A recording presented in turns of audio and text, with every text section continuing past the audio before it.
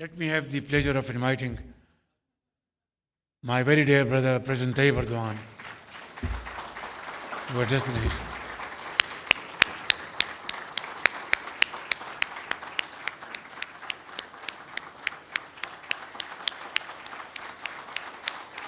Bismillahirrahmanirrahim. Değerli kardeşim, Başbakan Nawaz Şerif, Sayın Bakanlar, Türkiye ve Pakistan iş dünyasının değerli temsilcileri, muhterem kardeşlerim, Esselamu Aleyküm ve Rahmetullahi ve Berekatuhu. Sizleri en kalbi duygularımla, Let me greet you all with most heartfelt feelings and with warm regards. Başbakan Şerif'le birlikte bu toplantıya I would like to express my great pleasure in attending this meeting together with my dear brother, Prime Minister Sharif. This meeting brings together the distinguished members of the Pakistani and Turkish business communities, and I wish that it will lead to beneficial outcomes. The existing bond between our hearts provides a fertile ground for realizing the true potential of our trade and economic relations. Our bilateral trade, praise be to Allah, is strengthening year by year. In 2024, our bilateral trade volume increased by approximately 30% compared to the previous year, and thus it reached its highest level ever and reached $1.4 billion. But we are still far behind our target of a $5 billion trade volume. Undoubtedly, we all have a role to play in realizing our potential. In this regard, I believe that expanding the scope of our existing preferential trade agreement and evolving it into a free trade agreement will contribute to a stable and balanced increase in trade volume. In fact, the joint declaration confirming this intention was signed today by our ministers of trade. Additionally, we need to improve combined freight transportation, ensure diversity in transport options, and make progress, particularly in road and rail transportation.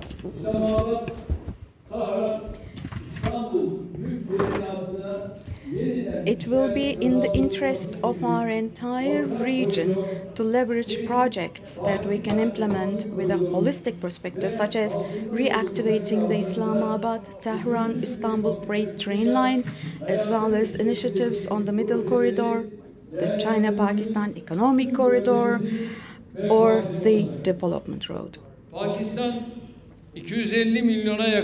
Pakistan, with its dynamic population of about 250 million, with its fertile agricultural lands and strategic position on international trade routes, is among the leading candidates to become one of the major economies of the future today.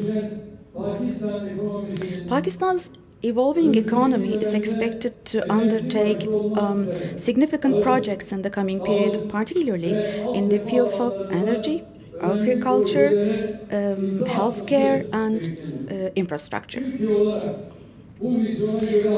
Turkey recognizes this and is preparing accordingly for this vision. Today, more than 50 of our public and private sector companies are operating in Pakistan. As you already know, Turkey ranks second in the world in contracting services. And Turkish companies have also undertaken projects in Pakistan in the fields of contracting and technical consultancy with a total value of $3.5 billion. With Turkish investments in Pakistan exceeding $2 billion, we hope to further increase mutual investments. So on this occasion, We would like to invite Pakistani companies to our country, which offers comprehensive investment incentives. Our Presidential Investment Office will guide you throughout the process. Now, here I want you to know a fundamental truth. As statesmen and as politicians, our duty is to assist our business community, is to open the way for you and remove the obstacles on your path. And we have in fact always acted in this direction until today.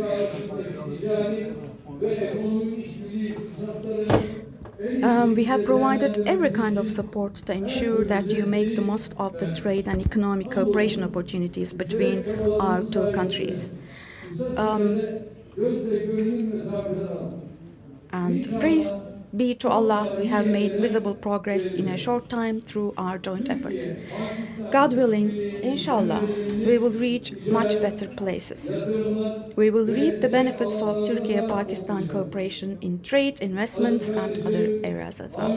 My dear brothers and sisters, as you already know, on February the 6th, 2023, we experienced one of the biggest natural disasters in history. In two earthquakes of magnitude 7.7 and 7.6 respectively, that occurred consecutively in a very short period, 53,000 of our people lost their lives. But as in every period of our history, during these difficult days as well, we felt the support, the prayers, and the solidarity of the Pakistani people with us, starting with the first day onwards. I would like to once again express my gratitude to the people of Pakistan through my dear brother Sharif here. Just as you stood by us, we will also, without hesitation, continue to come to your aid in your times of hardship. Arkadaki insanlar konuşmamalılar. Last Thursday marked the second anniversary of the earthquake. I want to tell you the following. Now, despite the earthquake's direct cost to the Turkish economy reaching $104 billion and its indirect cost reaching $150 billion, currently we are rapidly healing our wounds. Despite the earthquake, we continue to advance confidently toward our goals in the economy, production, employment, investment, tourism, and the defense industry. In less than 2 years after the earthquake, we have handed over the keys to the 201,000th housing unit to our citizens whose homes were destroyed. By the end of the year, we plan to build 252,000 more housing units, God willing, inshallah, overcoming this heavy burden. While erasing the traces on the earthquake on one hand, we continue our economic advancements without slowing down on the other. In 2024, we broke the record of the last 100 years with $262 billion in exports. In the last year, we have achieved an employment increase of 986,000 people. Our employment figures have risen to 32,748 million people. And we have hosted more than 62 million people, and the reserves of our central bank is on the rise. And there are hot conflicts in our region, and there are global uncertainties in the global markets. In spite of these, thank God we have been successful in these areas. Now, the conflicts and oppression in our neighbor Syria, which have continued for 13 and a half years now, gave way to an atmosphere of hope as of 8th of last December. And we will work together with the new administration in Syria, and economy, investment, and trade. We will enter into a new process, entirely new process. My dear sisters and brothers, another important positive news, as you know, is the following. On the 19th of January, the good news came from Gaza. İsrail'in katliamlarına ve soykırımına In Gaza, maruz which has endured massacres and genocide by the occupying Israel for 15 months, a temporary ceasefire was eventually achieved thanks to a process in which we, as Turkey, also contributed. İsrail'in yine verdiği sözleri Now, our Gazan brothers and sisters maalesef are keeping to their promise, but unfortunately, because Israel hasn't been keeping its promise, the day before yesterday, unfortunately, the ceasefire again has bumped into a ceasefire, and again our region, they are trying to drag our region into blood and tears. Let me say the following, especially. Gazze'li kardeşlerimizin Gaza belongs to our Gazan brothers and sisters, and inshallah, forever it will remain to be so. Filistinlilerin uğrunda on binlerce evladını şehit verdiği vatan Tens düşmanları of thousands of Palestinian sons and daughters died, and you cannot negotiate that piece of land.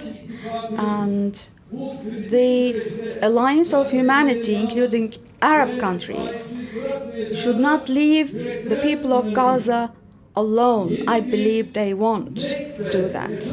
A new Nakba should not be experienced, and to make sure that does not happen, we also will continue to do our best as far as we can. My dear sisters and brothers, Turkey and Pakistan are in a strategic region and also a challenging region. Both of us, we all know, due to the unfolding events around us when it comes to the economy, all the way to security, in a wide range, we experience a lot of challenges. But in spite of these, and in order to be able to overcome all difficulties, we do have the ambition, the capacity, and the strength to be able to do that.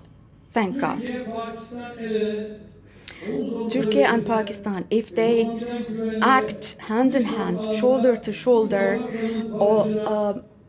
we can contribute to the peace and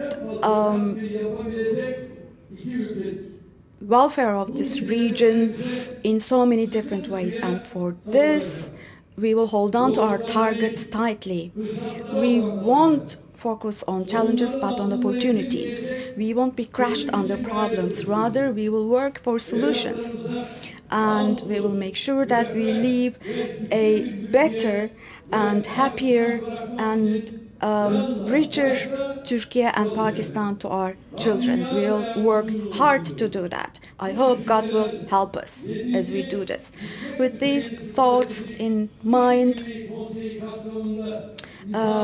let me talk about the documents that we signed in line with our 7th strategic high-level cooperation meeting today. I hope those documents will prove to be beneficial for both countries. Municipal services, solar energy and wind energy, and contracting services, halal industry, ICT technologies, trade and investment. So with your contributions, all of these, including health tourism, will, I'm sure, improve. I want to reaffirm once again our full commitment to supporting the mutual investment and activities of our business communities. We have full will. I hope that your discussions and contacts within the framework of this business forum here will bring prosperity to our countries and to our regions.